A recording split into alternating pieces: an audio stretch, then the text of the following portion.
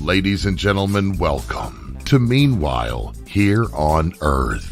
This program features in-depth conversations with the leading names in the subjects of UFOs, abductees, the paranormal, panel discussions, and the very best and brightest of the next generation of writers and researchers. Meanwhile Here on Earth, the show breaking new ground in alternative talk with your intrepid host, veteran investigative writer and researcher, Peter Robbins.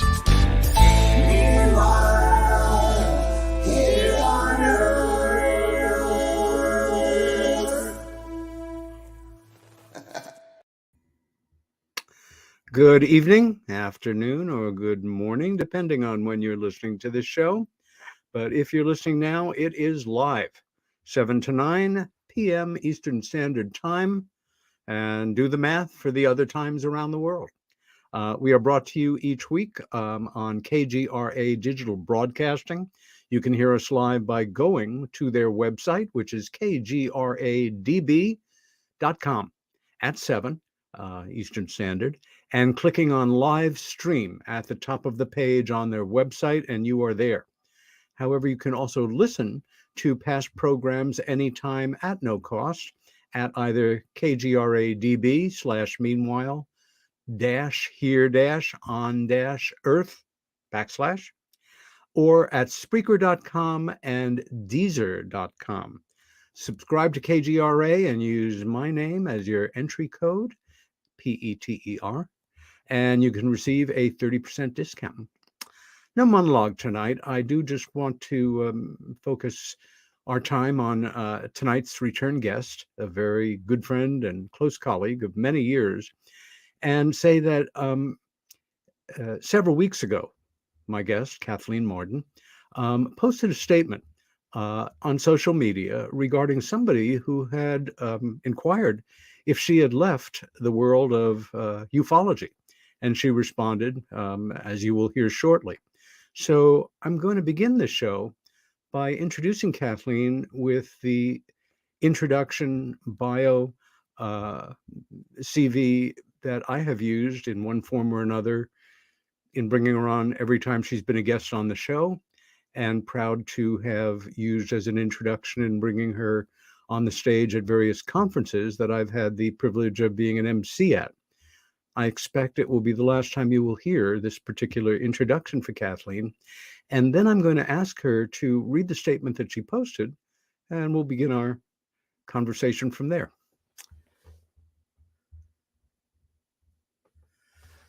Kathleen Marden is an author, on-camera expert, consultant, international conference presenter, experiencer advocate, international experiencer, and hypnosis practitioner. Since 1990, she has researched the perplexing nature of UFOs and the non-human entities associated with highly advanced aerial vehicles via her own groundbreaking research, investigation, and experimentation. Kathleen is the 2021 recipient of the International UFO Congress Lifetime Achievement Award. For 30 years, she engaged in scientifically focused research on ET experiencers, the history of government involvement in major UFO studies, and the U.S. government's fusion of the facts. During this time, she was closely associated with the Mutual UFO Network as its director of the Experiencer Research Team and the Edgar Mitchell Foundation for Research into Extraterrestrial and Extraordinary Encounters as a research consultant, and on their advisory board as well. This is combined to give her a depth of knowledge that few in the field possess. Her interest in UFOs and contact began in 1961, when her aunt and uncle, Betty and Barney Hill, had a close encounter and subsequent abduction in New Hampshire's White Mountains. Kathleen has conducted an extensive multi-year investigation of their experiencers. Her newest book is Forbidden Knowledge, a personal journey from alien abduction to spiritual transformation, and we'll be discussing it on this show. Kathleen's books are available in all formats at fine online bookstores everywhere, with autographed copies can be purchased in the USA by visiting her website, which is kathleen-marden.com. Kathleen Marden, welcome back to Meanwhile Here on Earth. Thank you, Peter. It's great to be back with you again. And I hope you and Charlie had a great Thanksgiving. Oh, we did. We did. It was nice to be with family and grandchildren, especially, but children as well. And I guess one thing that has changed from the Thanksgivings of your childhood is the weather. Hit me with what the weather was on Thanksgiving for you guys in Florida. Yes, it's beautiful down here. We had a son who flew down from Massachusetts, and it was freezing up there, and he had parked his car in the special spot where you had to park when there was a snowstorm. And we thought, oh, aren't we lucky not to have to deal with snow any longer? So I don't really consider myself a Florida person in quotes, but starting this time of year, your little guest cottage seems like nirvana to me. Well, being here seems like nirvana to us. To go out for our morning walk every day without having to put on a jacket. Exactly. And it's not too hot. There's a nice breeze. It's just beautiful. So let's get into this with you, if you wouldn't mind, reading the statement that you posted, and then we'll go forward from there. I would love to. I wrote, I was asked if the rumor is true. Have I left the field of UFO research? To be clear, I am no longer a scientific ufologist because I have moved beyond the type of UFO research that I was immersed in for 32 years. My research and investigation continues to grow and flourish, but I have stepped onto a different path. My new focus is on assisting contact experiencers and humankind in general to move beyond fear and the chains that bind us to a deeper understanding of consciousness. I am on a spiritual journey in service to humanity. It is personal, but can be shared with others through direct contact. It involves divine light and healing. It began when I was struck by a blinding light in May 2020 while in my home office. There was no thunderstorm activity in my area, nor was there a power surge. I can find no prosaic explanation for what occurred. I can only describe it as a powerfully loving energy that swept me off my feet and dropped me to my knees. If you have read Ray Hernandez's miraculous event on March 4, 2012, and how it altered everything in his life, my story is similar. Prior to this date, he had a material science orientation, but this experience transformed him and radically altered his worldview. His experiences have continued, as have mine. I will share additional information in the future, but I do not feel comfortable unveiling this knowledge at the present time, nor do I wish to invite skepticism. I am not delusional, misinterpreting sensory information, engaging in wistful thinking, or undergoing an emotional crisis. My new path is personal, but it is not in service to self. I have lived my life in service to others and will continue on this journey. My greatest desire is to bring hope to the hopeless, love to the unloved, and to do my part as each of us can in transforming darkness into light. Thank you, Kathleen. My pleasure. I'm filled with thoughts and questions and feelings as well. I'm trying to remember, you began speaking on the conference circuit about 1990, which is probably about the time that we met, and our acquaintanceship became a friendship a good colleagueship and a good friendship over these many years. I, in my own way, progressing through this work over the past 45 or so years, I've passed through my own stages of transformation or moving along in your gaining attitude and experience. And I remember, maybe it's 10 years ago, maybe a little bit less, when you publicly acknowledged for the first time that you were not just a student of, an investigator, a writer, a researcher into the UFO alien abduction phenomena, but were also very much involved in it from early on in your life. And you had been struggling with that. And yet when you did it, you got a standing ovation. I think in part for just the courage to tell the truth, and damn, what anybody thinks about it. You are nothing if not a strong, single-minded, focused, intelligent woman. And I know you're not speaking allegorically when you say this experience brought you to your knees.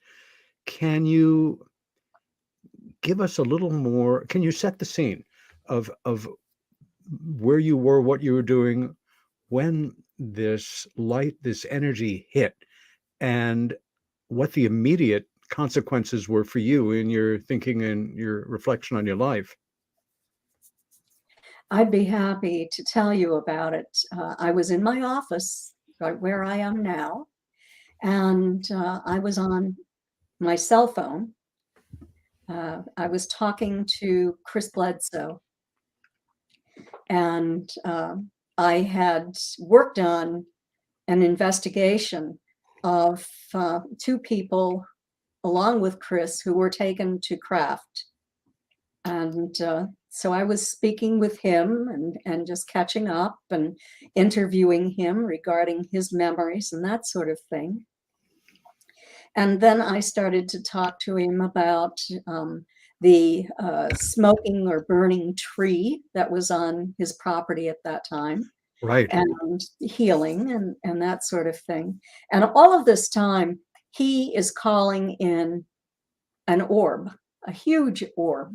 And he was thanking, he's so gentle in his voice, thanking them for coming in, this consciousness for coming in. Something happened to me. It was not a thunderstorm. There was no lightning outside, but suddenly there was a huge flash of light in my office. And it was, when you see a photograph of a light being, or how a light being is described, it's like that. It's sort of triangular shaped. It's not defined edges. And it just felt very holy. And that's sort of what knocked me off my feet. I was just in awe. And I've never had an experience like this. I've had many experiences, but this was something different and just incredible. And whatever that was seems to have remained with me. It's not there all the time, I don't think, but it helps me when I work in as a quantum healing hypnosis practitioner. Prior to this, when I would do the quantum healing part of it, I would, because the person is in hypnosis, and I would have gone through a past life regression or through a UFO investigation under hypnosis, that kind of thing. And then I would call on the person's higher self. And so that we would ask the higher self certain questions, and then I would ask the higher self to heal that person. And we would go through that person's body. They would have told me what healing they want. and then the higher self would work on healing that person without a much involvement from me. But what I noticed is suddenly there was this intense electrical like energy coming down through my crown chakra out into my body. And it was going down in my arms and my hands. And so I was sort of drawn to hold my arms out over that person. And my arms could be 1 foot or 2 feet above that person who is lying on this bed. And that person can feel either heat or the electrical tingling coming out of my body and into theirs.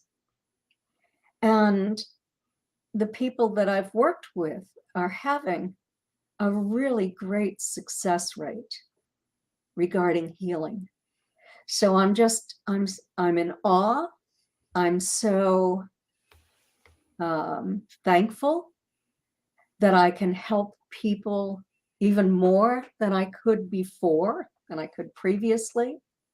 I just recently worked with a man in Canada who was not able to visualize.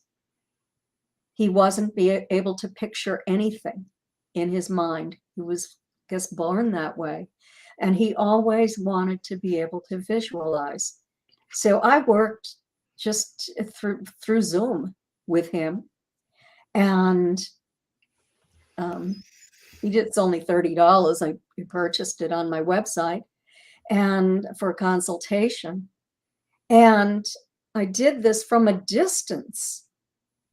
And he's beginning to be able to visualize things. So I'm experimenting with this to see how far this can go. But I'm just so grateful to have whatever this energy is with me. And it feels great. It was one night I was meditating and it was with me. I could feel it. So I talked to it and I said, well, who are you? And the message I got that this individual is an agent of divine providence. So I thought, isn't that interesting? Maybe I need to focus more on, instead of evidence of UFO abductions and all of that, to something where I could really help people. Yes. And I'm not saying I'm no longer helping experiencers. Of course I am. But to branch out, to do what I can to help others. Yeah. And to do it, I would do it for free if I were independently wealthy. But I'm not. But, $30 is not much money, not much at all. A lot of people charge $200 for this kind of thing. But I just want to make it available to people. So many thoughts come to me while you're speaking. One is, you and I, we know enough about each other and how we became the people we became, to know that we came from pragmatic, grounded, nuts and bolts, real world, grounded thinking. Mm-hmm. We both had wonderful parents, grandparents, uncles and aunts, all of whom imparted certain values, stated or unstated, that we took to be our own and grew with, and went on to become the people that we are. At the same time, it was my mother who pointed out to me when I was maybe 7 or 8 years old that I possessed the ability to see both sides of an argument, usually, even when I decidedly was on one side. And that in life, if that was something that stayed with me, which it has, it would be both a blessing and a curse. That it would make me more compassionate toward understanding aspects of people's lives who I had no real contact with or idea about, and at the same time uh, allow me to move forward knowing that I was grounded in the work. At the same time, we both know that no matter how pragmatic we are, our worlds are filled with mysteries. In fact, I don't know about you, but years ago, I hit a point in my UFO related work where you reflect on the colleagues that mentored you and that you looked up to when you first started working or you read early on, who are gone now, and thinking they didn't learn the answers to the questions they were pursuing in life. How do I feel about that? How am I going to feel if when fate taps me on the shoulder and I walk through that door into whatever happens next, if I didn't have the answers to all of the questions we come into this work with? And I thought about it and I thought, I'll be just fine. Imagine, number one, how boring life would be without mysteries. Oh my God, it would be terrible. Whether or not it's, in the Sherlock Holmes sense or the religious sense or philosophical, seeking is an important part of what we human beings do. And as you've described your experience, one term that has not come up is religious. This seems to be, it's very a spiritual transformation of sorts, but not theological. With all due respect to all the world's great religious leaders, you have not now received a message to follow Buddha or the Hindu tradition or Jesus any more than before.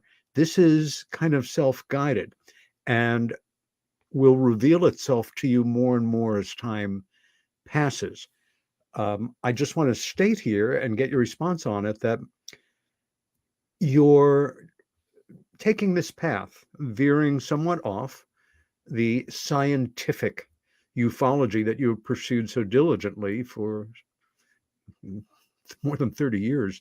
Well, not to mention the time before that on your own, from your own experiences, that in no way are you rejecting it as a broken model or something. It's just not where you're going to be putting your emphasis and your best efforts. Other people, I'm in the work, I'm sure, still have your blessing to continue following their path in their way. Absolutely. Absolutely. I'm very proud of the work that I did. I think I made a substantial contribution to the UFO field. I will continue to work in the UFO field, but just differently because, I have a rule. I never set goals for myself because the universe just drops something on me. Every time I've ever set a goal, I failed. It didn't happen. So I stopped setting goals quite a long time ago. And now, here I am. I was going, well, universe, what's coming next? Exactly. What do I need to do now? And then things started to drop on me. So it seems right that I will be doing this work. I'm going to be actually doing a research project with a friend, Dr. Melanie Barton-Bragg, who I think was on your show one time with me. Maybe not. Denise Stoner, and I think Melanie and I were on together. Melanie Maybe was, I'm yes. wrong. Yes, okay. I'll have to check. Yes. So we're going to be working together on a project. We're just at the beginning of it, and you'll hear more about that later. So I'm becoming excited about that. And but it's not going to be scientific ufology. The fact that you're on the show and that you are a well-known presence in the world of serious international UFO studies does not address the fact that we have listeners and viewers here at all levels of involvement or understanding or interest in the world of UFOs and the paranormal. From your many lectures and documentaries and books, there are a good percentage of people who have a sense of who you are and how you got there. But because, again, I think the subject we're discussing is particularly important and the exception to the rule in this work. I want to take people back to an early point in your life, and in this first hour and some of the time that remains, give you an opportunity to set the stage, so to say, in another way. This is how you became who you became, with some images and pictures and a few anecdotes and things. And I'd like to begin with the fact that on my very first broadcast, almost 2 years ago, I went on by myself for 2 hours, which normally is suicide on the radio. You know what it's like to hold an audience for an hour and 20 minutes for a conference, but 2 hours on your own without a net. Oh, I think you could do it, Peter. And nobody complained, but I think people were kind. My second week as a broadcaster with my very first guest, you were courageous enough to be my medical experiment, and things went off fairly well. And you sent me a number of wonderful photos. I was fortunate to meet your dad when he was still alive, and he reminded me of nobody more than my dad. And the pictures that you sent really filled in some wonderful pictures. The first one we're going to look at here is this one of 2 women, Yes, a blonde-haired child, and a cigarette. my Aunt Betty never stopped puffing. So there I am with my Aunt Betty on the left, and the dog, and a woman. And I don't believe that woman is my mother. I think that my mother might have been taking the photograph. Right. And so we have a first mystery here. And you remind me, the very first time I met your aunt, I was speaking at a small regional conference for New Hampshire MUFON, and I was taking a break out front smoking a cigarette back then. And your aunt came up to me, and I think her first words to me were, "You got a cigarette for me?" And they still resonate in my heart. I have to laugh at that because she thought that the best way to meet new people was to sit at a table and put a pack of cigarettes on the table, because then that would attract people to the table. Those were the days when everybody smoked. Absolutely. Well, good times. Yeah. It's another photo of you and your brothers that I absolutely love. Oh, yes. I love that photograph too. My mother used to pose us in some of the cutest poses. So my brother on the right is Glenn, who grew up to become a police detective. Wow. My little brother in the middle owns a plumbing company, and his name is Tom. And then there I am, my little girl on the left. Cracking up. The eldest of the 3, yes. Oh, I was just so tickled to pose that way with my little brothers. truly so much fun. And here we are with your mom. Yes. A And true New England childhood.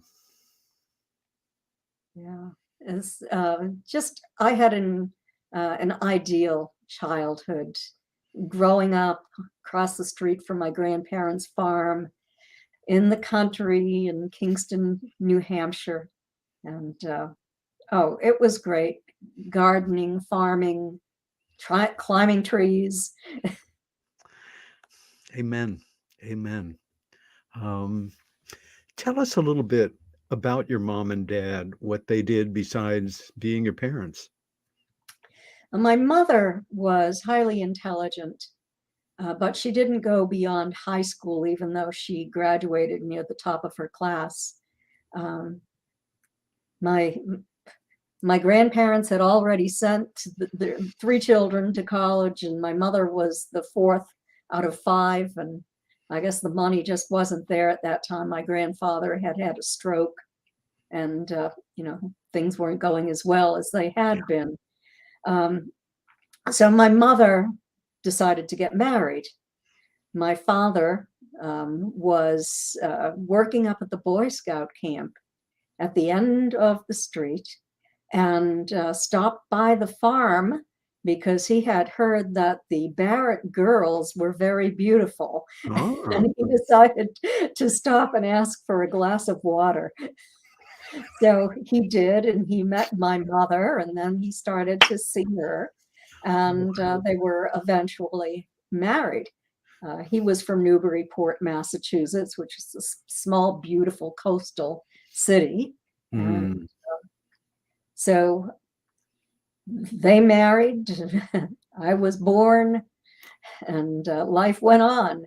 My father ran a small business. He was worked first as a mason contractor, and then he worked on the Seabrook nuclear power plant.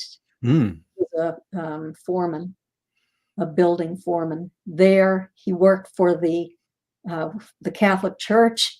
After that, he was a devout Catholic. He went to church every single day. Wow. When he grew older, when he was, retired and was able to go to church every morning. My mother worked making crafts on the farm. She raised goats. She milked cows. We had chickens.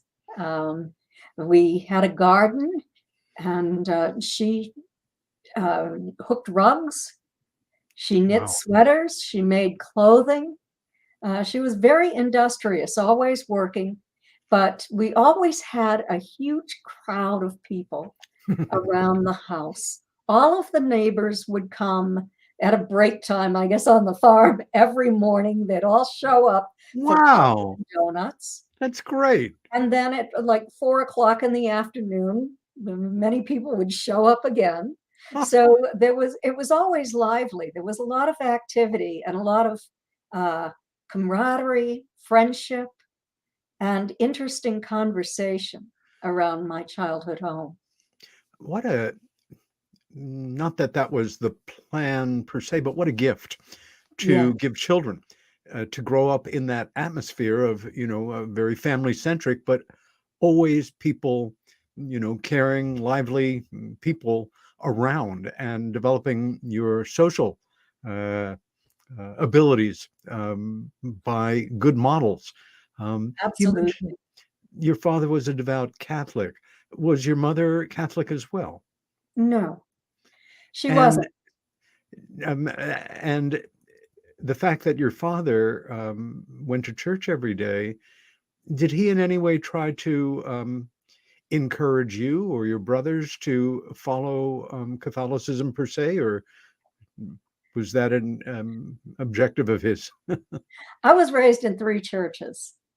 So I could walk to the Newton Junction Baptist Church. I could ride my bicycle there. I went to church there. I helped out with the Sunday school when I was a teenager. Great. Also, then the Episcopal Church. And that came about because my great-grandfather, built a church for my great-grandmother so that she wouldn't have to take the horse and buggy all the way up to Kingston Plain, which was about 4 or 5 miles on a Sunday morning. So there she had a church right next to their house. And so the Episcopal Church ended up buying that church. So all of a sudden we're Episcopalian. Great. And I liked it, it was good. But then when I was in Newburyport with my father, and my grandmother, who was French Catholic, then I would go to the Catholic church with That's them. great. And So you- as my father grew older and I spent more and more time with him, I went yeah. to church with him often. Ah, beautiful. Yeah. This next picture is a classic. In fact, I look at it and I can see one of my sisters in almost the same situation at about the same age. A birthday, or did you just usually wear that hat? I was the second grade Valentine's Day queen. Whoa, that's not in And, your bio. and my grandmother took that photograph of me wearing the crown. Beautiful. And belated congratulations. Oh, well, thank you. You didn't know I was a queen. Now, in this picture, you are with your maternal or fraternal grandparents? My maternal grandparents, and Mhm. I grew up across the street from them. Right. And yeah, Phew. Raymond Barrett and Florence Barrett. And they were my Aunt Betty Hill's parents and my mother's parents. Right. Wow. Did you ever have the sense or engage either one of them in conversation, obviously while they were alive, about anything paranormal or UFO related, or that came later, or you um, was that I ever? No, not really. My grandfather uh, liked to talk about the old days. I was very, very interested in what life was like for him when he was growing up, and Yes. also for my grandmother when she was growing up. And she was very industrious. She was always selling something. She made ice cream and she'd sell the ice cream, that sort of thing. Um, and so that was the gist of the conversation Yeah. until after my grandfather had passed away, uh, and my grandmother was alone, and there was a lot more talk. Barney had gone to, Hmm. and so uh, the women in the family were more together. Betty, my mother, my Yeah. grandmother, and other women friends, and the conversation would be on UFOs. And that's when I heard about my grandmother's experience of um, having a craft come and land down in the backyard. Yeah. Another craft landed in the side yard one night, that sort of thing. Kathy, I know in your talks, and for me, it resonates as one of the most, I don't know, dramatic moments a young person could have in their life in a quiet way. That morning that your Aunt Betty called your mother to say that something had happened to her and Barney.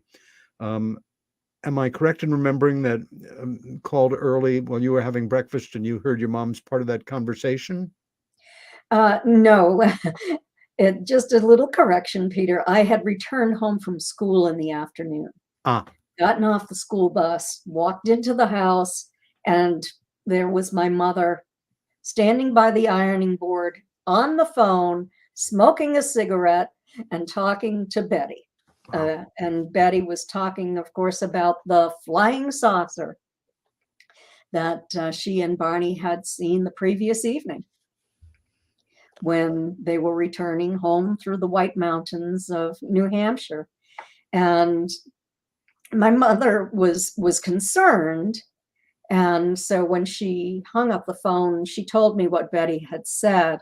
And my mother said that she had to call our neighbor, who was a physicist, to ask him what Betty should do, Hmm. because Betty feared that she and Barney might have been contaminated. Hmm. And, they felt really kind of slimy, clammy, that kind Yeah. of feeling took long baths when they arrived home that morning. And so they were just fearful about radiation exposure, or Wow. they apparently were exposed to something. Maybe it was a disinfectant, Yeah. so these ETs wouldn't catch human germs. I don't know, but that's just wild speculation. I want to make that clear. But so within a couple of days, we went to Betty's and Barney's house. And then I heard the story right from my aunt's lips. Got to see the shiny spots on the trunk of the car that caused a compass needle to spin and spin. And also Barney was inside talking quietly with my father. And we were just instructed not to bother Barney that way. Yeah. That day. We usually had a great time with him. He'd play games with us, checkers and chess and, that kind of thing. But he was waiting for a phone call from Pease Air Force Base. They had called Pease. They'd talked to the officers, and he was expecting them to call back again. And he sat quietly speaking with my father. Later, my father told me that Barney was describing those non-humans that he saw on the ground to him. So, and it's in the early reports too. It's documented that this was not brought out through hypnosis for the first time, but Barney had conscious recall of having this experience that frightened him greatly. Sure. And you were 12 when this happened? I was 13. I think it's fair to say for most of us that being privy to a conversation like that with key adults in your life would be life-changing. And to say the least. Yeah. But for you, that of course is fair to say, but you already had some sense of this other reality by that time in your life, didn't you? Not really. I was older when I had my first conscious memory. I was 17 when I had my first conscious memory of this occurring. It was much later under hypnosis that I remembered having an earlier experience, or a couple of earlier experiences. But at that time, no, I had no interest in UFOs. I knew nothing about UFOs. I just, I didn't, fairies, Well, ghosts, gosh, all kids hear about those things, but extraterrestrials coming here from another solar system. Whoa. That's whoa is right. All the more reason then that was a life-changing, personal paradigm-shifting day for you. This picture is you where and Here when? I am at Niagara Falls a month or two before Betty and Barney went on that gosh trip. And I showed them this photograph when they were visiting on the weekend. I saw them at least once a week.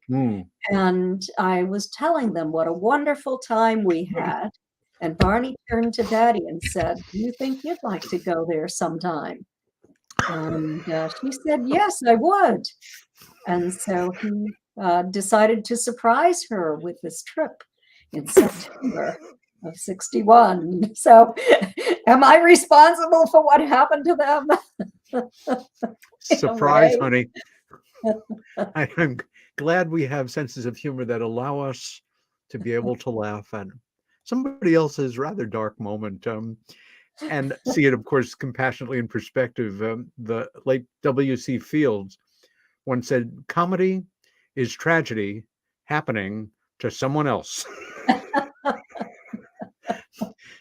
To a degree.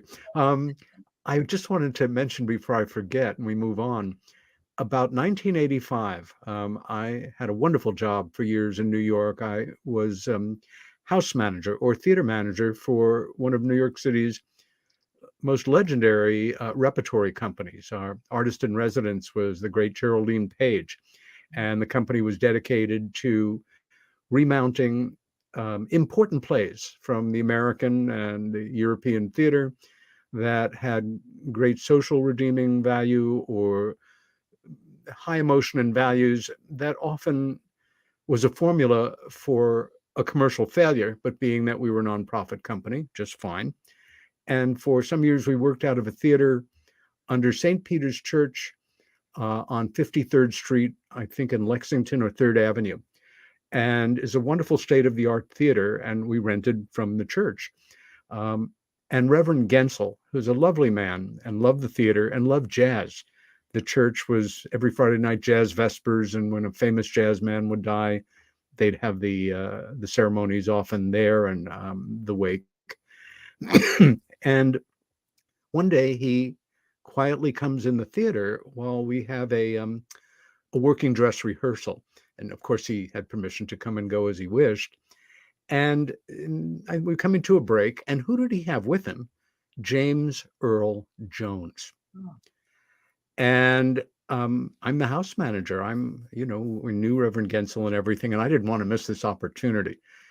Again, this is the mid 80s. And at a moment, I introduced myself to Mr. Jones and told him I was the house manager, but also that I did have a serious interest in the subject of UFOs, was familiar with the Hill case, and had seen the extraordinary film version that he and Estelle Parsons had done for, I think it was CBS, in 75 or so. 75. It was, by today's CGI standards, the special effects, which in one case, in a repeating case, was small people in masks, was not as convincing as today. But with a little imagination and the fact that these two pros were electrifying in terms of creating these characters and their experience, I asked him what it was like to play your uncle in the movie. And his demeanor immediately changed. And he said it was, at that point in his life, certainly the most challenging role that he had ever been asked to play. And one of the things that he did in preparation for it was listen to the tapes of your uncle and Dr. Simon. And he said that first time he heard Barney shriek, he almost jumped out of his chair, and that he committed himself to doing the best job he could to creating that experience for people that watch that film. It's on YouTube. Yes. The UFO Experience, was the title. It's The not UFO incident. Find it and watch it. I think one of the reasons it could never have been a commercial success was it was too scary, but brilliantly played. Moving along here, I have a photo of you. And who is this gentleman? My father. Looking good. I think that was my 8th grade graduation dress. Oh gosh. And White he gloves was and all. escorting me. It's a great shot. And these two faces that so many of us know and have so much respect and admiration for. It must have been, unusual. Something people noticed when your aunt, a social worker, fell in love and married Barney, who worked for the United States Post Office, also a Democratic Party organizer to a degree, but who was Black. Was there any reverberation in your household about this, or Barney, given that you came from the people you did, was simply accepted as a good man and a good husband to your aunt, and part of the family from then on with no issues? For the most part, family members accepted him. And, we grew up in a family where we judged people not by their color, their religion, their income, how much they owned. It was by the type of people Yes. they were, by their character, by their manners, by their integrity. And so, Barney was welcomed into the family and accepted. There was only one family member, and this man had been a British subject. He grew up on the island of Nassau during a period of, I'd have to call it apartheid in Nassau. And he had a totally different point of view. And so there was difficulty there because of his ignorance. That's the way we looked at it. Yeah. Well said. I guess I was lucky enough to be brought up the same way. And although I remember we didn't have obviously any Black people marrying into our family, I would have noticed that. My mom, when we were kids, shocked some of her friends by selecting as our family doctor, our GP, the only Black physician in our village. I remember him well, Dr. Max Jurgen, a very distinguished man, soft-spoken, who made ever so many, it's a missing concept now, but they call them house calls back in the day, especially if me or my sisters had a cold or something. And, well, ignorance speaks volumes. And, when you take all fear down to the baseline, it's all fear of the unknown in paranormal and UFO studies and life. And we'll be getting back to that in a bit. But this is a very special photo in your life, and it marks an important historic event. Can you share that with us? Yes. On the lower right are Betty and Barney, and this is the New Hampshire presidential delegation to Lyndon Johnson's inauguration. I'm in the back row, the third from the left. Yeah. And Betty and Barney were wonderful mentors for me when I was growing up, and I campaigned as much as I could as a teenager, and they certainly were very active in campaigning. In fact, Barney had received an award from Sergeant Shriver for the great work that he did with funding from the poverty program, U.S. poverty program, to set up the Rockingham County Community Action Program. And also he worked on a literacy program. He received an award for that, for setting up the literacy program in the state of New Hampshire, so that in those days, you had to pass a literacy test in order to vote. Gosh. This was for voters' rights in the state of New Hampshire, so that people would be able to vote. So he did some remarkable things in the community and also throughout the state. The excitement of going to a presidential inauguration, that's pretty heady stuff. Oh, yes. Wow. And with, these very special relatives of yours, what an amazing window into the highest level of the ceremonies of the workings of democracy. It's a pretty special memory. It was terrific. One of the best memories of my life, I have to say. This was on the day that I graduated from high school. And the photographer that you see is Paul Fusco for Look magazine. Oh, for gosh sakes.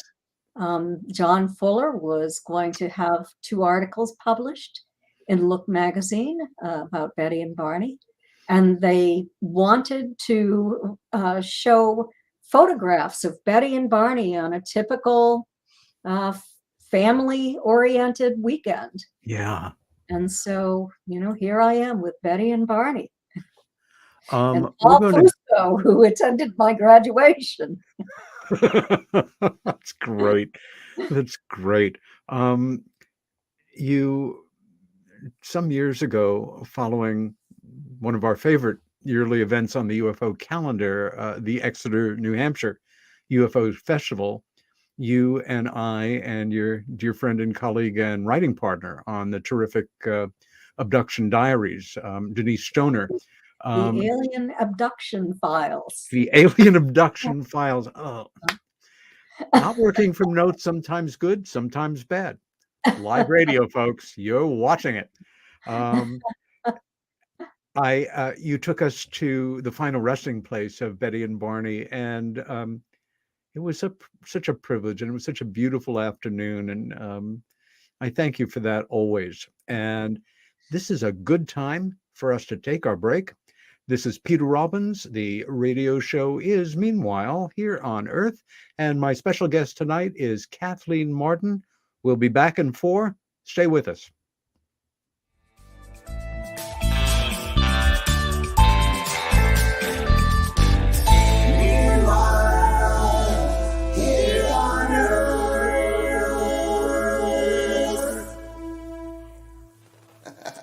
Hey members, the new KGRA DB app is now available on iOS and Android devices.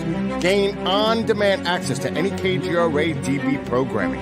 Download any show directly to your mobile device to listen or watch on the go. Go to the App Store and search KGRA DB.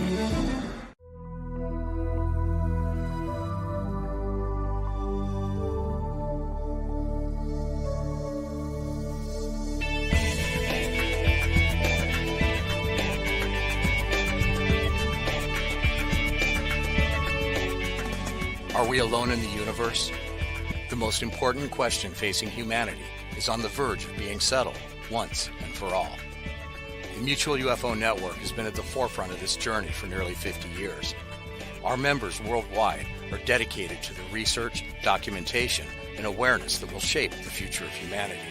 Won't you join us?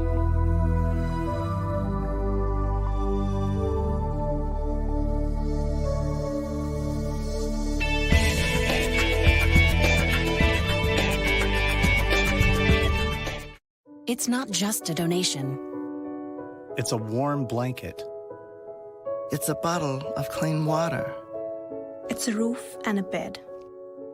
It's knowing someone cares. It's feeling safe. It's a today that's better than yesterday. Every dollar you can spare helps so much more than you can imagine. Please, donate now to help people affected by Hurricane Ian. Your support is urgently needed. Discover the Observation Deck, a one-of-a-kind virtual event platform that takes video conferencing to the next level by using avatars to navigate a campus. There's so many areas and activities to choose from. There's a 1,000-seat auditorium, an expo hall, a nightclub, and even a beach. So come attend a conference, take a class, or hear a lecture on the incredible Observation Deck campus. Go to theobservationdk.com. You're listening to the KGRA Digital Broadcasting Network.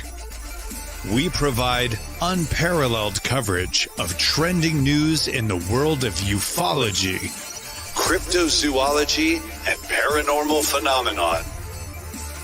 Whether you're watching our video live stream or listening to one of our audio programs, you are getting the best from world-renowned researchers and hosts, guiding you through topics the mainstream won't touch. Miss one of your favorite programs? No problem. Head over to the members area at kgradb.com for access to our massive library of award-winning content. Make contact, stay connected. Only at kgradb.com.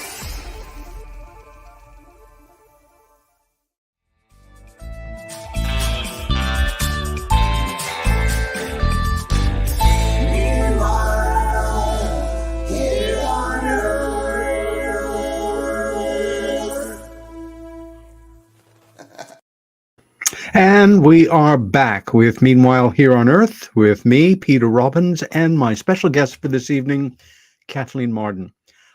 Kathy, we left off at a perfect moment because this next photo, which is one of the last that we have before we turn strictly to a conversation, I expect was a very special day for you. Oh, yes. That's when I married Charlie. Yeah. There I am, and there's my Aunt Betty between the two of us. Yeah. Charlie, who I absolutely adore, and I'm very happy that you are married to. I am too. He's a perfect husband. Good. He's a great man. If he agrees with us, everything's just the way it should be. And he loves you too. Okay. What were the circumstances that first linked you up with a colleague who you knew, of course, as a writing partner?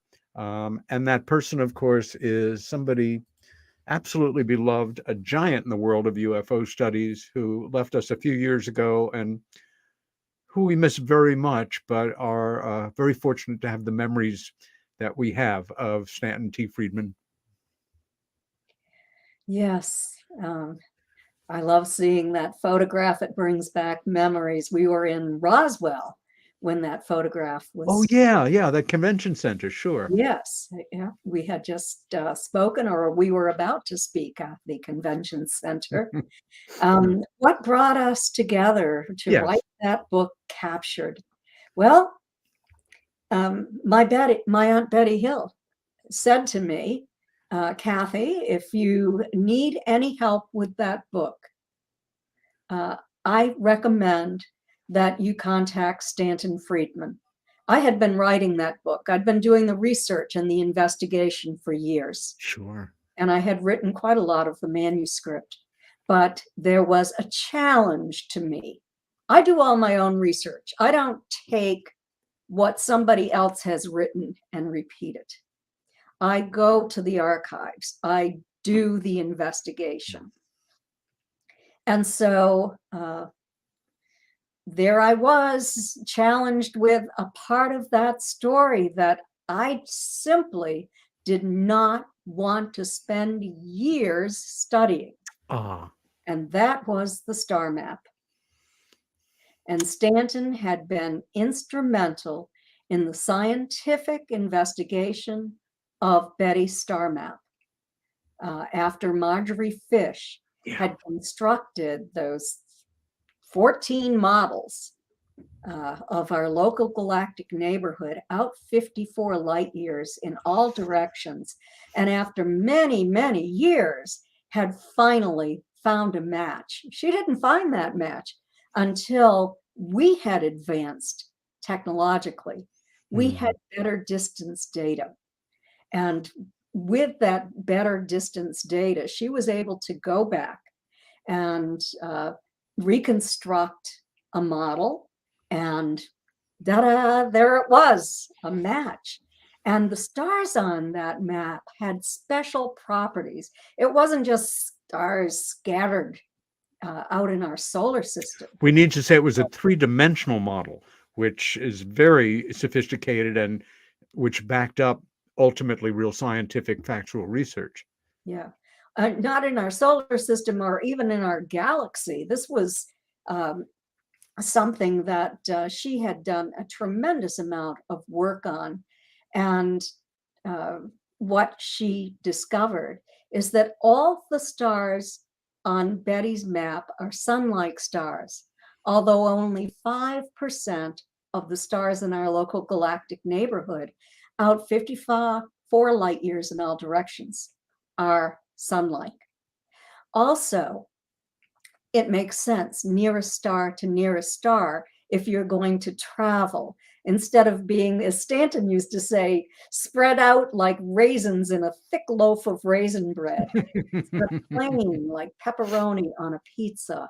So instead of bouncing around here and there to travel, you just move on that plane, which makes travel a lot more sensible. One of the astronomers who vetted Marjorie's work said that if we lived on Zeta Reticuli, those were the two base stars, Zeta Reticuli 1 and 2.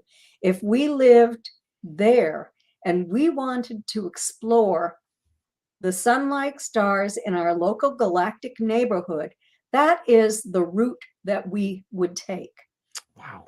And our sun was on that map with two lines connecting Zeta Reticuli 1 up to that map, up to that sun, I mean. So Stanton found scientists to vet Marjorie's work when they were impressed with it, when they said that this was pretty exciting because it could indicate that Betty had actually been shown this star map on the craft, and that it was accurate, and that this was a discovery that it seemed like this could have happened. And Stanton was so impressed with that, and he had met Barney before Barney died. He had met Betty many times over the years, but he was impressed by Betty and Barney. And he was the first to publish on Marjorie's work. Yes. So he was the perfect person for me to go to, recommended by my Aunt Betty. I told him that.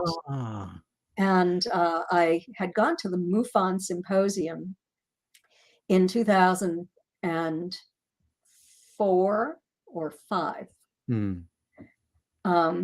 Betty had cancer at the time. She'd been diagnosed with what would be terminal cancer.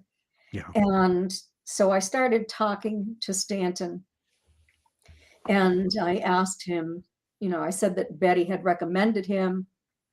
Would he have an interest?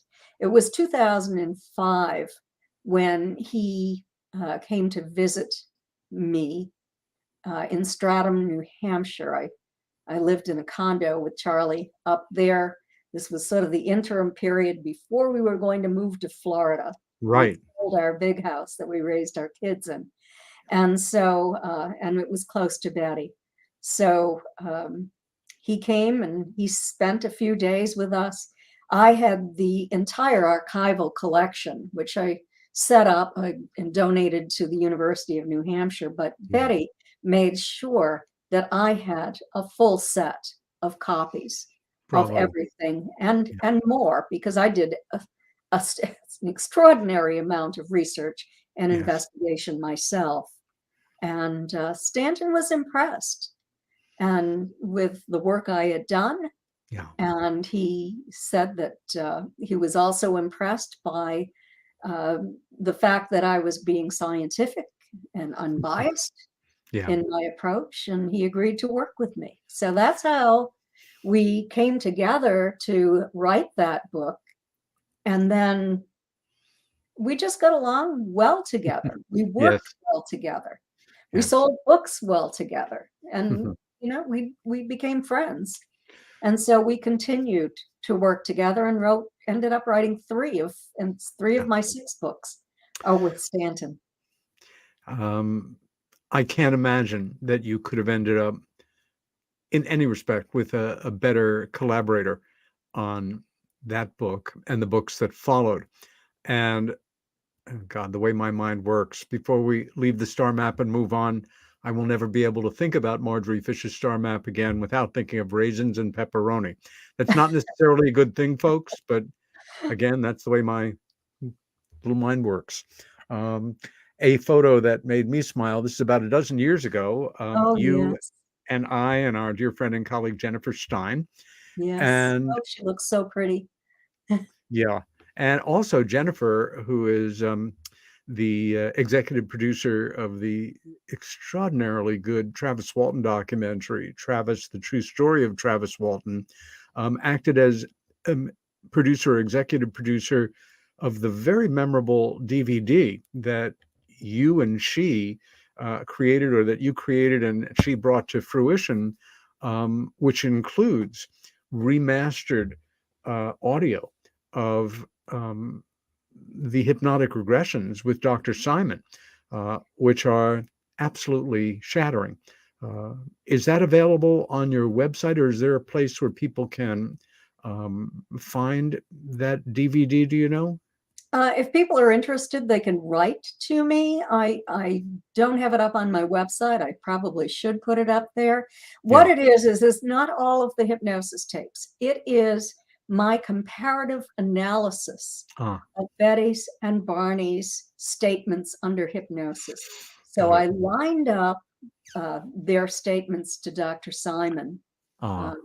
What Barney said, how he described everything, the trip, even in Montreal, and how Betty described the same thing, so that you will get an idea of their individual personalities, their attention to detail, how Barney was much more analytical, I think, and conservative, reserved, and how Betty was much more descriptive than Barney. I think it's fair to say that your aunt, and this is not uncommon in the world of men and women, was able to address her feelings, her emotions more effectively than Barney, who kept them inside and was considerably more at effect of what had happened to him. Yes. Yes.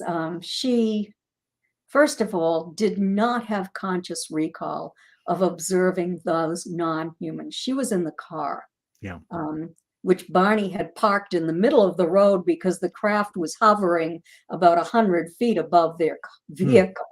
And so he just came to a stop in the middle of the road so he wouldn't be directly under the craft. Fortunately for him, but it probably just delayed what ended up happening. All the people that I've talked to who have tried to drive under the craft have not succeeded. They've ended up in the craft immediately. So anyway, Barney is the one who walked into the field and saw those non-humans as the craft descended lower, and he became terrified that he was going to be captured. He could see that they were engaged in a plan, and that plan was to capture him. And, so that was part of it. She also had a series of dreams after they returned home. And oftentimes when you have working through something that is traumatic or causing anxiety, you will dream about it, and you can dream precisely what occurred, but there might be some fantasy mixed in with that as well. So that's what I believe happened, that she worked through this. She had a lot more knowledge, I think, in terms of conscious recall of all of it than Barney had, but he had more knowledge of eye-to-eye contact, through binoculars with those entities, and finding himself on this dirt road with tall trees all around. And Betty remembered that too, the roadblock.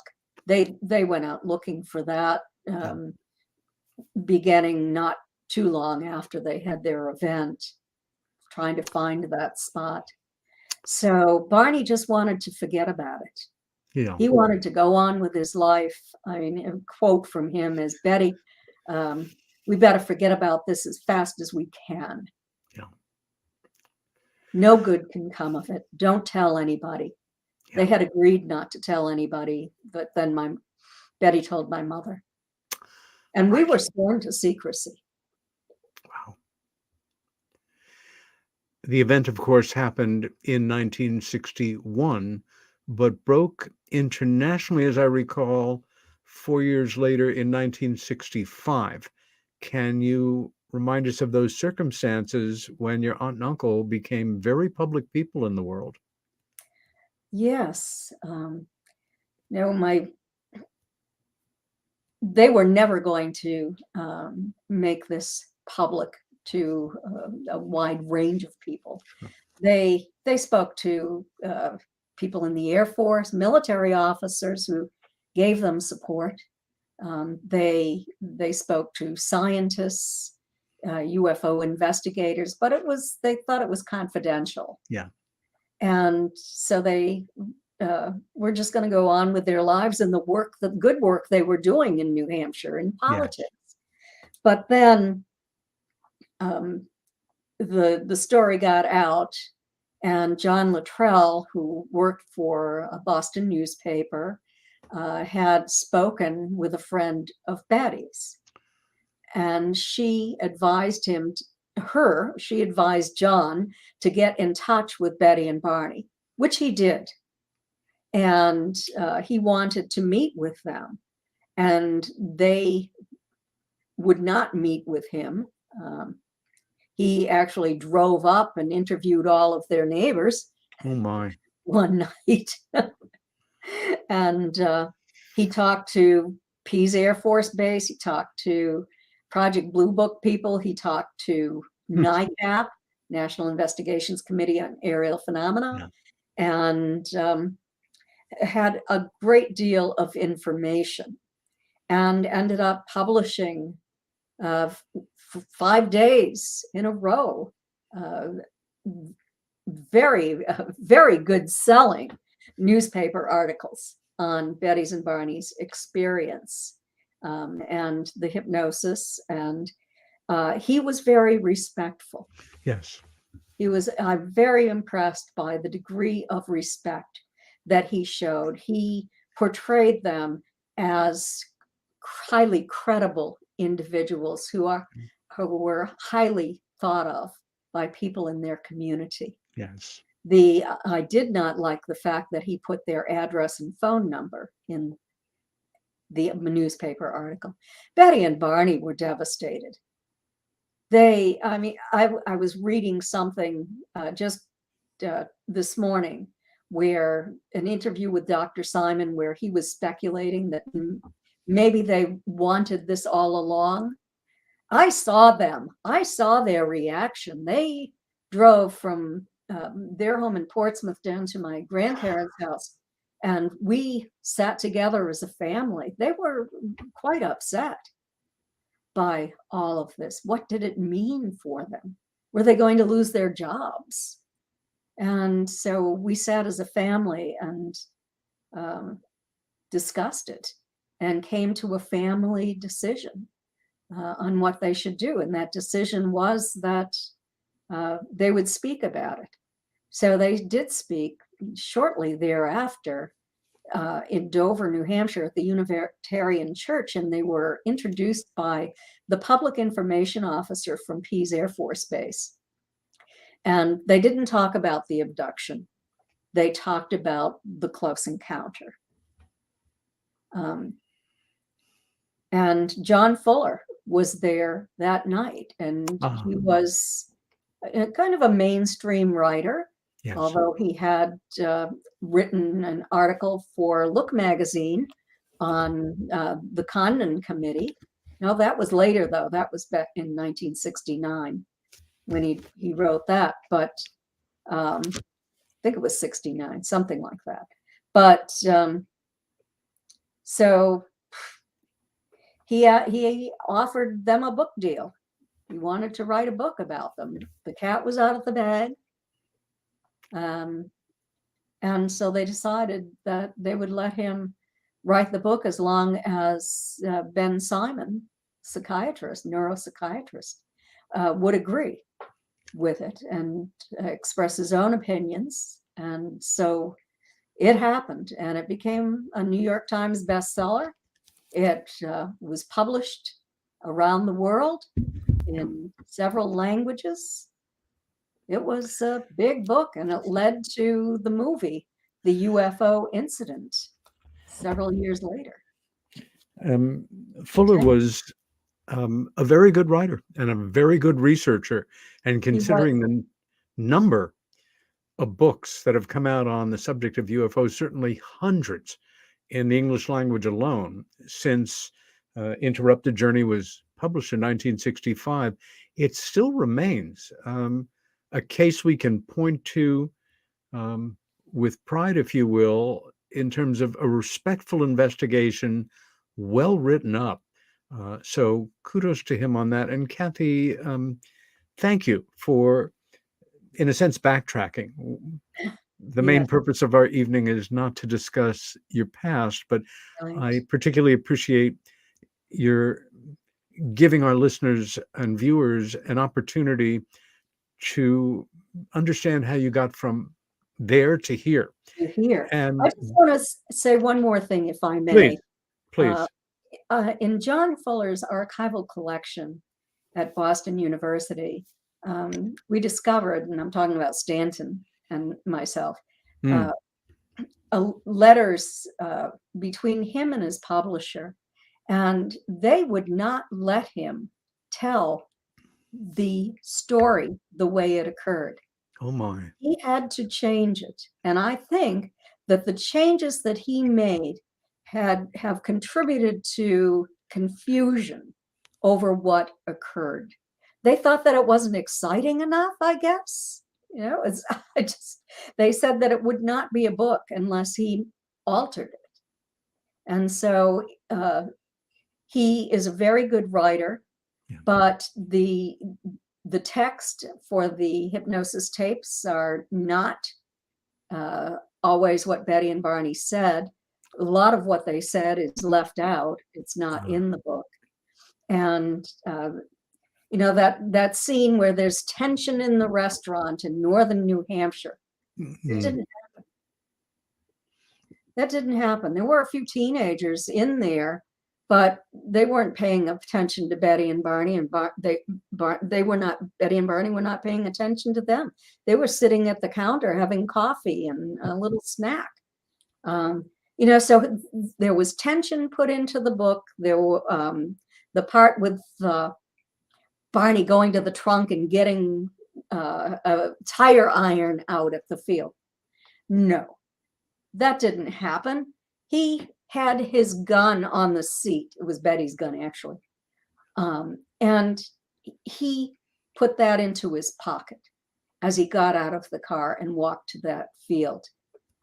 This wasn't something where the UFO is hovering 100 feet overhead and you get out of the car, go to the trunk, open the trunk, and rummage around for a tire iron. I mean, there's so much in that book that, I think it's very important. Although it's extraordinarily well written, it's unfortunate that it he is. has to change parts of it. I'm going to make an educated guess that some of the hand-wringing constraints and unfortunate decisions of the publisher were all around fear of ridicule in the publishing industry. We can say so much, but if we state this other stuff, true or not, we're going to be criticized, made fun of, had ridiculed behind our back in the industry, and well, nobody likes to be ridiculed. You can be rich and powerful, or just some regular person, or a big company. And this has informed the history of the study of UFOs from the get-go, really only begun to change in early 2018, late 2017. So this kind of came with the territory. Coming back to the present,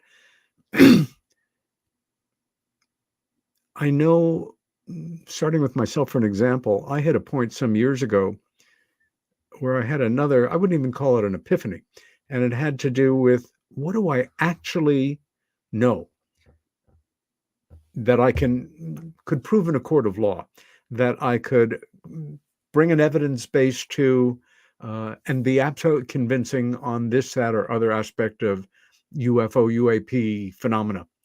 And I realized not a heck of a lot. I know, well, let me put it this way. There's a Zen maxim of definition of a Zen beginner is knowing that you know nothing and having it be all right. You and I are more than Zen beginners in the subject of ufology and related aspects, but I know I can say with certainty that I am absolutely unsure exactly what's going on. I can say I am convinced beyond a reasonable doubt, based on an assortment of information, that among other explanations for UFO UAP related phenomena, I'm going to paraphrase here Stanton Friedman, the question is not, I may even be quoting him exactly, the question is not, are UFOs representative of advanced technology under intelligent control, coming and going with impunity? The question is, has one ever been? And the answer to that is an overwhelming yes. So I can say in my area of focus over the decades, I am convinced that we are being visited by other intelligences. I've never felt comfortable with the term aliens, and it's not a very friendly term. And when I really started researching it, you run searches and you find a lot of information on people entering the United States illegally. Other intelligences, not so much. I am convinced that we are being visited by a variety of them for reasons best known to themselves. Some of them, I am convinced, very likely the ones responsible for and who you were talking with, Chris, with when you had this experience, this bolt of light, who are positive, who are beatific, who want to assist human beings in evolving and taking that first step.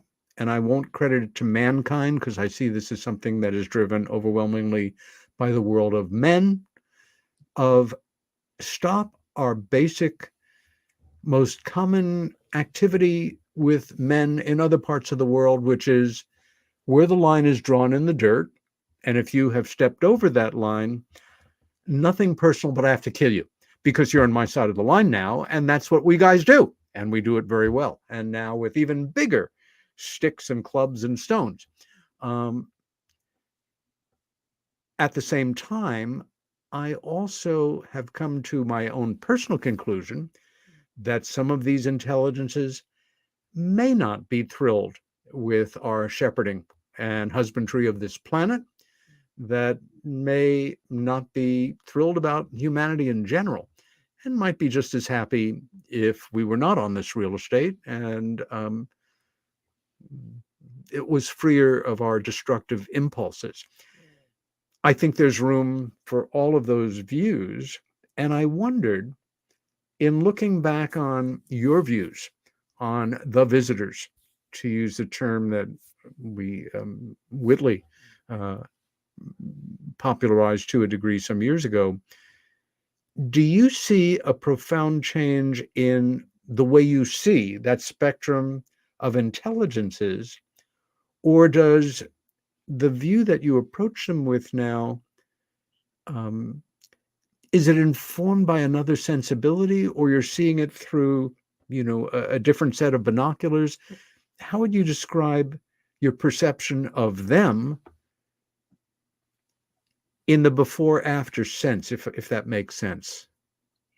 Well, when I was younger and all of this was happening, right up until probably 12 years ago, maybe a little longer, I was terrified by what was occurring. I walked with trepidation if I had to get up during the night because I didn't know if they were going to be there to get me.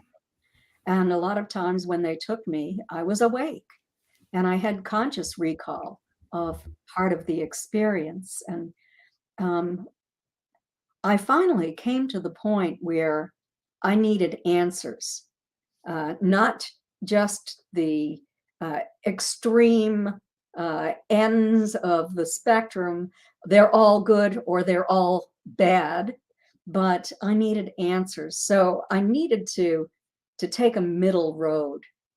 And I think that that's the best way if you're going to explore something as objectively as possible. So this is why I ended up on working on 3 studies on about 5,000 experiences. 2 of them that I initiated, and the third one, Ray Hernandez, initiated, but I worked on it.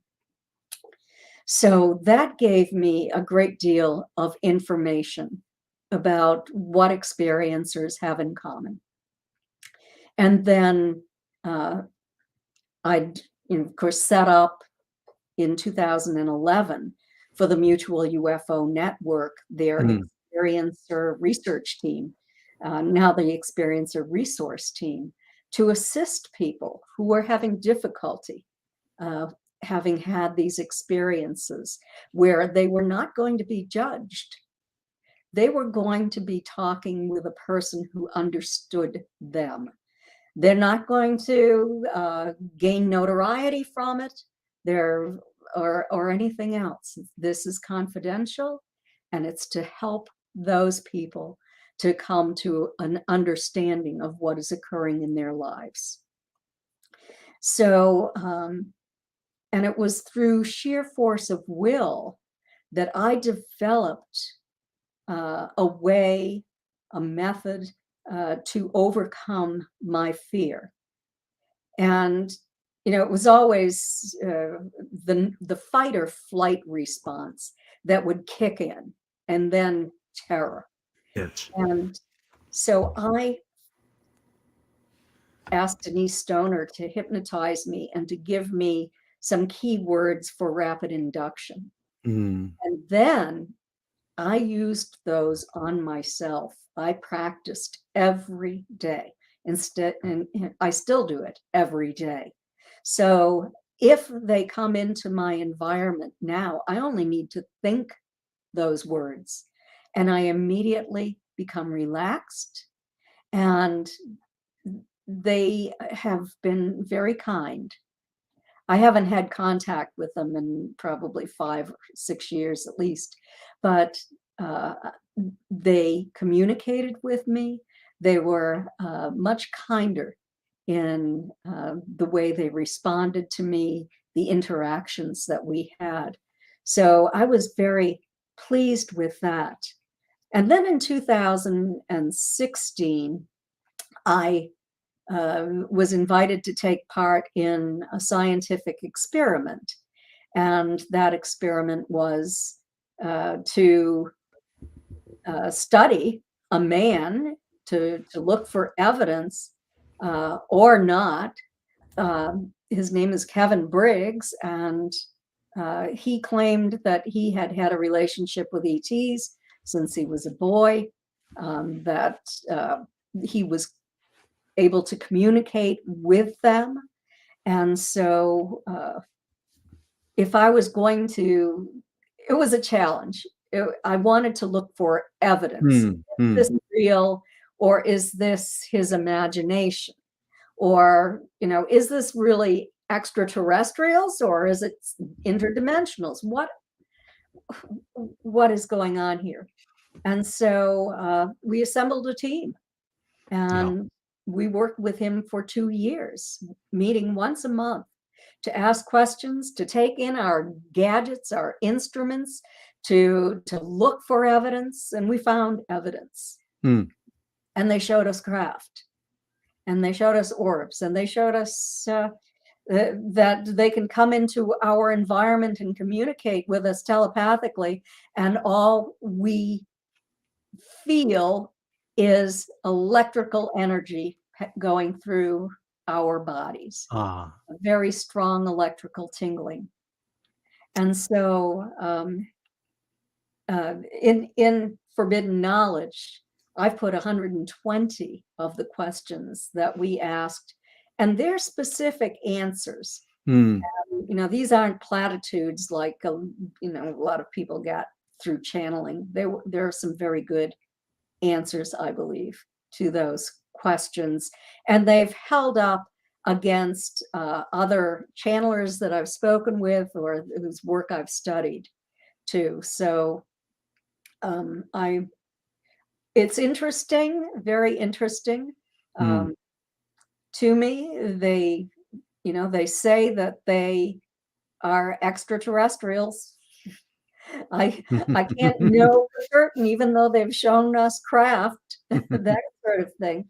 But they seem to know a lot about this planet and the history of this planet and why they're here. And they've talked about their technology, and they've talked about the dimensions and the differences between the dimensions. There is a healer among them, and that healer is a ninth dimensional who has healed each of us when we've been ill. Mm-hmm. So, it ended up being a good experience, even though Stanton told me that I was going to destroy my reputation and my career by doing this. He thought it was awfully risky, but I thought that I would never speak of it to anyone. Except for, of course, I told Stanton and everything that I was doing, and he would tell me everything. We continued to work on things together, documents, and that sort of thing. But, so I did finally write the book and put the information in, because I came to the point where I thought that it was extraordinarily important information and that everyone should have that information. Yeah. It could change the world. Yes. Several thoughts come to mind. The first is that in the formal world of UFO studies, the term ufology has gotten quite a tarring over the last few years, and a lot of people just see it as shorthand for the worst aspects of ego and pseudoscience, etc. I think it's a perfectly good word, but in the formal world of UFO studies, we have almost from the get-go two emerging philosophies. One is at the extremes. Welcome the Space Brothers. You're advanced, much more advanced than we are. You are here trying to assist us in saving us from ourselves, basically, and finding some sort of path to evolving. And at a certain point, and I often find myself stuck with the best models for what may or may not be happening behind the curtain are based in science fiction and the great thinking of creative writers rather than in science, just as a model. In that spirit, the great Gene Roddenberry, who created Star Trek, his idea of the Federation, that there is this group of intelligences in the universe representing various civilizations and beyond the universe. And in order to become part of it, you must at the least set aside destroying yourselves or attempting to do that before we're going to even begin to deal with you. It's a lovely thought, and I think may well represent part of the reality here. But looking at the great spectrum of possibilities right now, again, this very positive group of humans united in thinking we really need to do our best to straighten out our own act, to interact with them even on the most rudimentary level beyond the one-to-one experiences that people have. At the other end of that is caution, wariness, again, informed by great science fiction. One of my personal favorite episodes of The Twilight Zone that we grew up with, the one where the giant alien comes to the United Nations, and they do begin to assist us in all manner of things, and they give us a book that translators in the basement are working on translating, and the very end, where they're taking people on junket tours to their planet and helping us with food and cancer and all that stuff, it's a cookbook. And even though they seem nice, there's a problem here. Is that why they're so worried about toxicity in our bodies? If they're going to be bad, that's really let's go for that one. I know, I found it very entertaining as a child and hoped it wasn't true. But do you feel it's fair to say that in the myriad of intelligences that come and go that we're dealing with, trying to make sense of and make contact with, that in fact we are dealing with the possibilities of ones who are not good, they're not nice, as well as ones represented, I think, very well and increasingly in the research of free people like Ray Hernandez and yourself and other researchers focusing in on the positive, the transformative, the major interest of our dear friend and late colleague, Dr. John Mack at Harvard, or that's a problem in perception, and that if we bring fear to the experience, we're going to be frightened. But if we're open to it, it could be positive. Do you think that it's a one or the other thing, or that we are in fact dealing with negative intelligences as well as positive ones? We're dealing with both the negative and the positive. You know, that I was listening to a show.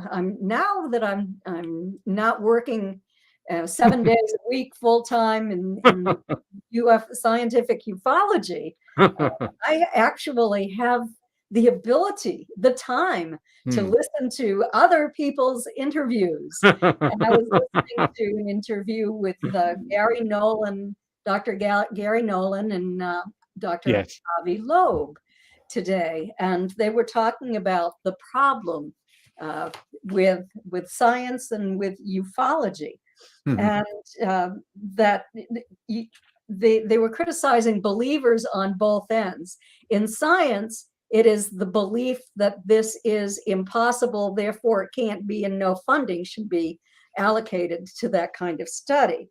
And if you're interested, you're just going to lose your job.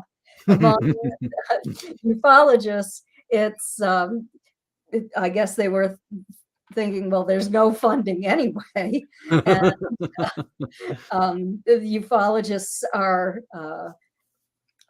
tend to be polarized. Either it's all good or it's all bad, or they are three-dimensional entities coming here through space to visit our planet. But you know, you need to stay the middle ground. That's what both of them were saying, and that's what I have done for years. Not to form these strong, polarizing positions where people, I know that fear sells, and a lot of people like to engender fear in others, and you know, they'll be on the edge of their seats listening to that person. But it's not fair to say that it's all bad. It's not fair to say that it's all good, because it runs the spectrum. I've worked with people who have had the most horrific experiences that you could imagine. But I've also worked with people who are in contact with these wonderful entities that, you know, who heal them, who do all sorts of wonderful things, who are here to guide and assist humanity. So, I mean, it's not left or right, black or white. It runs the spectrum, and it's really important to see the shades of gray. That you've answered one of the most important questions I could ask, as far as I'm concerned, in a way that I kind of was hoping that you would.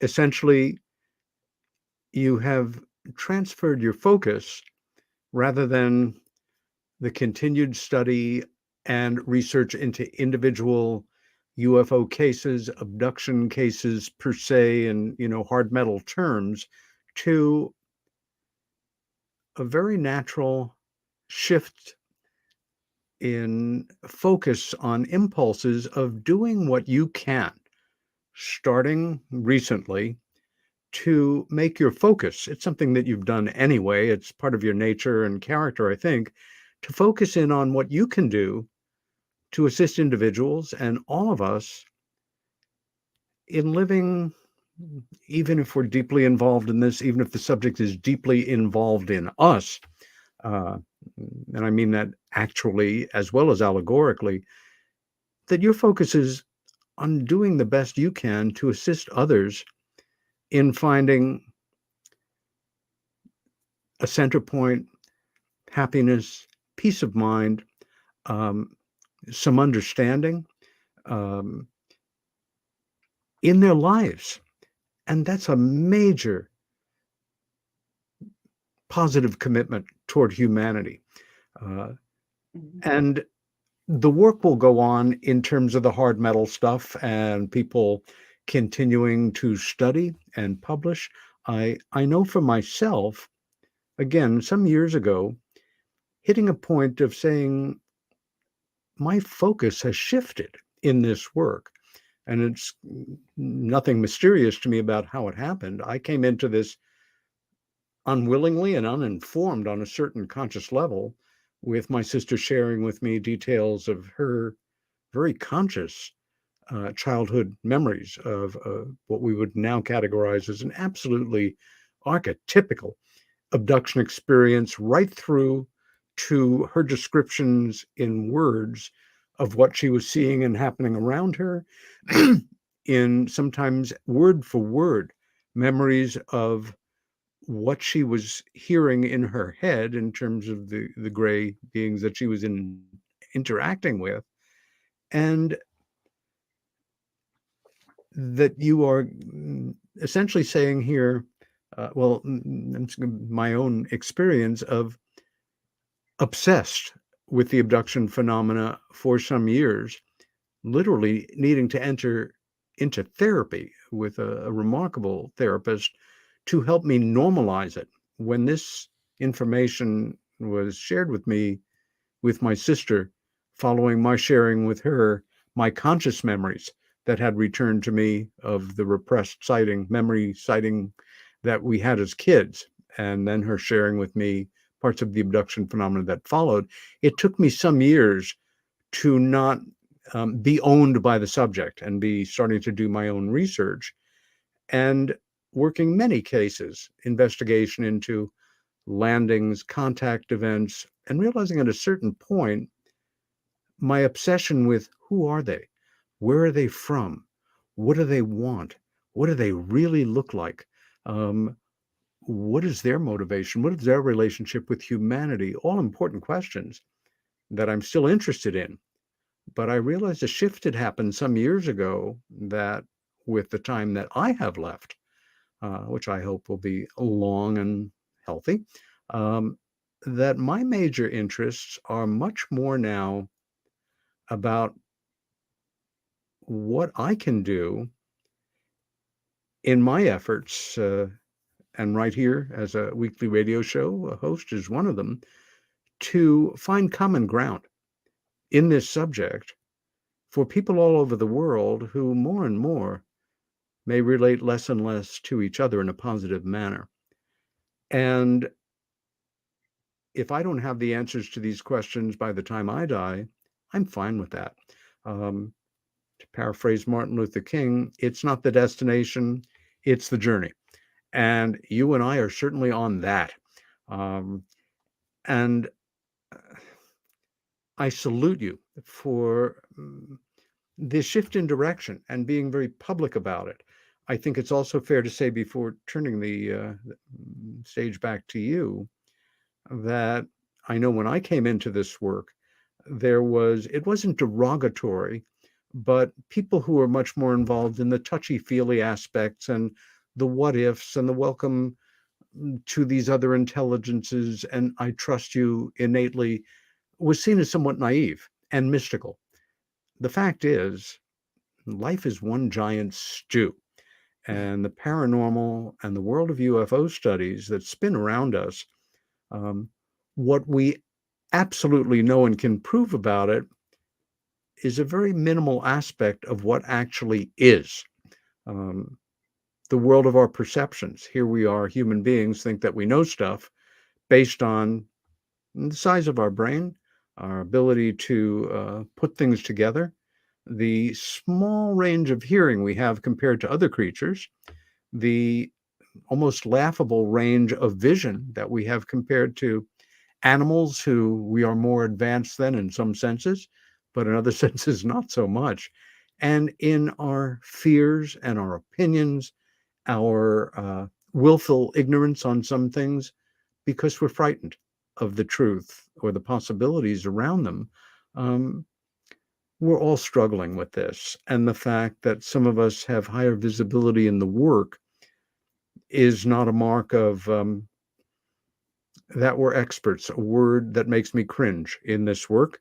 I don't know about you, but when you're brought onto a show and somebody refers to you as an expert, I will sometimes joke and say this for me is kind of an existential joke. I'm an expert in the unknown. Let's think about that for a moment. like the old jokes of why do psychics have conferences? Just Well, that's what Hollywood calls us, is exactly on-camera experts. Yeah. Because we know a lot about the topic. Yeah. More than the average person. No question about it. And at this point, I think we can afford, and all right here, to be somewhat playful and self-deprecating about it. We're all in the trenches here together, doing our best to figure it out. We have more time. We have more experience, you and I. You have, in a sense, kind of a royal pedigree in the world of UFO studies for some people because of the extraordinarily well-documented and well-known aspects of your aunt and uncle. But again, you're doing your best to figure it out as well. And we can use every person we can get in this work with a positive attitude, who is not just dedicated to finding the truths, but to doing it in a manner with goodwill, with love in our hearts, with support for people who are struggling with this subject. And as we come into our last very few minutes, it's coming right by here. I want to let people know that number one, your latest book, which is Forbidden Knowledge, is available online, Amazon and other fine online bookstores, as well as signed or inscribed copies directly from you through your website, which people should know is not surprisingly Kathleen Marden, and that's MARDEN.com. Anything you want to add as we come into the last minute here? I hope that younger people who come up in this field will do the work, the kind of work that we did. Yeah. The science, the investigation, not just to be a pretty face in front of a camera, based on what they've read in somebody's book, but having done the research themselves, having stepped forward to help other experiencers who are going through the same thing and looking for someone to connect with, someone that they can talk to look for common ground with. And I think that that is so extraordinarily important. I know that some young people are carrying on with this type of work where they're talking to other experiencers who are reaching out for help. And Kathleen, they're doing it confidentially, and that's really important. I can't thank you enough for joining us tonight. And because of the profound nature of what we've been dealing with, I'd like to invite you back maybe this spring to talk about where you are then compared to now and pick up our dialogue here. Again, Kathleen Marden's website is Kathleen-Marden, MARDEN.com. Our guest next week, by the way, is Australian UFO researcher, investigator, and writer George Simpson, who has written a remarkable book on a case that still haunts me from 1978, the Frederick Valentich missing person event, where he and his plane were there 1 minute and then gone the next. And George Simpson has a real personal part of this story that I think makes him the ideal writer for this show. And he'll be doing it live 15-hour difference with us next Monday from Australia. If you've enjoyed this show, please tell your friends. Hope to see you or be on your listening schedule next week. Stay well, stand up for what you believe in, and be kind to each other.